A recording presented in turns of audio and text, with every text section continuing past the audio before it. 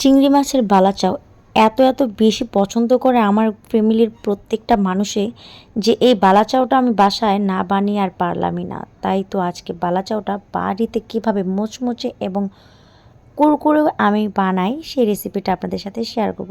তো চলুন রেসিপিটা শুরু করা যাক। তো প্রথমেই আমি এই চিংড়ি মাছগুলোকে খুব সুন্দর করে বেছে নিচ্ছি, কারণ এগুলোর মধ্যে কিন্তু অনেক ধরনের মাছ থাকে যেগুলো আমরা খাই না, অথবা অনেক ধরনের ময়লা থাকে যেগুলোকে অবশ্যই পরিষ্কার করতে হবে। তারপরে এখানে আমি কিছুটা ঠান্ডা পানি দেব। আমি এখানে কোনো প্রকার গরম পানি ইউজ করিনি, বাট আপনারা চাইলে গরম পানি ইউজ করতে পারেন, এতে করেও কিন্তু কোনো সমস্যা নেই। যাই হোক, এখন আমি খুব সুন্দর করে এগুলোকে ধুয়ে নেব। একটা একটা করে খুব সুন্দর করে ধুয়ে নিতে হবে। আমি শুধুমাত্র আপনাদের দেখানোর সুবিধার্থে এটা জাস্ট দেখিয়ে দিলাম। এরপরে আমি এটাকে খুব সুন্দর করে একটা জালিতে ঝরিয়ে নিয়েছি। দেন হচ্ছে আমি এখানে পরবর্তী স্টেপের জন্য পেঁয়াজ এবং রসুন কুচি করে নিয়েছি। এখন একটা চুলোয় আমরা কিন্তু প্যানটাকে খুব সুন্দর করে গরম করে নিয়েছি। তারপর এর মধ্যে সামান্য তেল এবং সামান্য একটুখানি লবণ খালি তাওয়ায় সুন্দর করে ভেজে নিতে হবে। এরপরে এই লবণটাকে আমি তেলের সাথে খুব সুন্দর করে মিক্স করে দেবো। আর এখানে দেখতেই পারছেন আমি কিন্তু খুবই অল্প পরিমাণে প্রথমে তেল দিয়েছি, জাস্ট লবণটাকেই করার জন্য। এখন আমি বেশি করে তেল দিয়ে দেব। এরপর হচ্ছে আমরা যে পেঁয়াজগুলো রেখেছিলাম কেটে আগে থেকে, সেই পেঁয়াজগুলোকে আমি খুব সুন্দর করে একদম পানি যাতে না থাকে ওই রকম করে ব্রেস্তা করে নিব। অবশ্যই পেঁয়াজ, আপনি রসুন অথবা যে চিংড়ি মাছগুলো ভাজবো সেগুলোতে কোনো প্রকার পানি থাকা যাবে না। মানে হচ্ছে পেঁয়াজ এবং রসুন এবং চিংড়ি মাছগুলোকে এমনভাবে ভাজতে হবে যাতে সেটা একদম মচমচে এবং খুব সুন্দর একটা কালার আসে সেই পর্যন্ত। অবশ্যই এটা কিন্তু পুড়িয়ে ফেলা যাবে না। আমি যেরকম ভিডিওতে দেখিয়ে দিলাম ঠিক সেরকমই কিন্তু আপনারা পেঁয়াজগুলোকে ব্রেস্তা করে নেবেন। যাই হোক, দেখেন আমার পেঁয়াজগুলো কিন্তু একদমই পুড়ে যায়নি, বাট অনেক সুন্দর কিন্তু কালার চলে এসেছে। তো আপনারাও আমার মতন ঠিক এইভাবেই খুব সুন্দর করে পেঁয়াজগুলোকে ব্রেস্তা করে নেবেন। তো এখন আমি শুধুমাত্র পেঁয়াজগুলোকে উঠিয়ে নিচ্ছি। আর দেখেন আমি কিন্তু শুধুমাত্র পেঁয়াজগুলোকে ভেজে নিয়েছি। আর এখন জাস্ট আমি এখানে রসুন কুচিগুলো দিয়ে দিচ্ছি। এখন এই পেঁয়াজের মধ্যে আমি খুব সুন্দর করে ভেজে নিব যাতে রসুনের গায়েও একটুখানি পানি না লেগে থাকে। অবশ্যই এটা আপনাকে মেকশিওর হতে হবে যে পেঁয়াজ রসুন আপনি যেটাই ভাজছেন না কেন সেটাতে যেন কোনো প্রকার পানি না থাকে এবং সেটা যেন একদম কুরকুরে ভাজা হয়।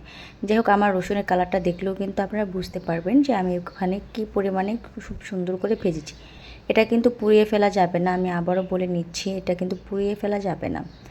তারপরে আমি ওই প্যানটার মধ্যে আবার একটু সামান্য পরিমাণ লবণ এবং হচ্ছে এখানে মরিচের গুঁড়া দিয়ে দিলাম যাতে চিংড়ি মাছটার কালারটা খুব সুন্দর আসে। তো এখন আমি ধুয়ে এবং ঝরিয়ে রাখা চিংড়ি মাছগুলো দিয়ে দিলাম।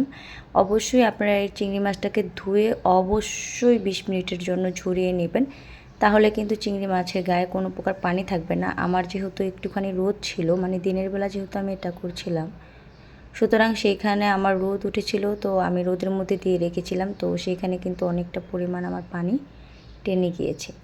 যাই হোক, এখন আমি দেখেন এই চিংড়ি মাছগুলোকে খুব সুন্দর করে আস্তে আস্তে ভেজে নিচ্ছি। অবশ্যই এই পর্যায়ে কিন্তু জালটা একদম মিডিয়াম থাকবে, মিডিয়াম থেকে লো থাকবে, কারণ হচ্ছে চিংড়ি মাছটা খুব সুন্দর করে ভাজতে হবে যেহেতু, সেজন্য। তো দেখেন কালারটা জাস্ট ওয়াও। এখন কিন্তু আমাদের এটা ভাজা কমপ্লিট হয়নি, আমরা এটাকে আরও কিছুক্ষণ ভাজবো। কালারটা যখন আর একটু চেঞ্জ হবে তখন কিন্তু আমরা এটা চুলো থেকে নামিয়ে নেব। আর দেখেন এখনকার কালারটা জাস্ট দেখেন, ও মাই গড, কালারটা কত বেশি সুন্দর এসেছে। তো এরকম যদি ভাজা ভাজা হয়ে যায় তখনই কিন্তু আমাদের বুঝে নিতে হবে যে আমাদের চিংড়ি মাছটা ভাজা হয়ে গিয়েছে। যাই হোক, এখন আমি চিংড়ি মাছগুলো সুন্দর করে ওই পেঁয়াজ এবং রসুন ভাজার মধ্যে মিশিয়ে নিচ্ছি। আর দেখেন আমি কিন্তু প্রথমে অন্য একটা পাত্রে পেঁয়াজ এবং রসুনটা, এটা অবশ্যই শুকনো একটা পাত্র হতে হবে। তারপরে আমি এখানে বালাচাওগুলো দিয়ে দিলাম। তারপরে এটাকে খুব সুন্দর করে নেড়ে চেড়ে এখন মিশিয়ে নেব যাতে সবগুলো উপকরণ একসাথে মিশে যায়। আর এই বালাচাওটা কিন্তু আপনারা শুধুই খেয়ে ফেলতে পারবেন, এটাতে কিন্তু কোনো প্রকার আপনাদের ভর্তা বানিয়ে যে খেতে হবে এরকমটা না, শুধু খেয়ে ফেলতে পারবেন আপনারা এটা চামচ নিয়ে। এত বেশি মজা হয়। আর এই বালাচাওটা কিন্তু খুব সুন্দর করে আপনারা অনেক বছর পর্যন্ত, মানে প্রায় 1 বছর পর্যন্ত সংরক্ষণ করতে পারবেন। যাই হোক, বালাচাওটা যে কতটা ক্রিস্পি হয়েছে সেটা আমি হাত দিয়ে দেখিয়ে দিলাম। আর আজকের ভিডিওটা কিন্তু এ পর্যন্তই। বালাচার ভিডিওটা ভালো লাগলে অবশ্যই আমার পেজে একটা লাইক করে যাবেন। আল্লাহ হাফেজ, ধন্যবাদ সবাইকে।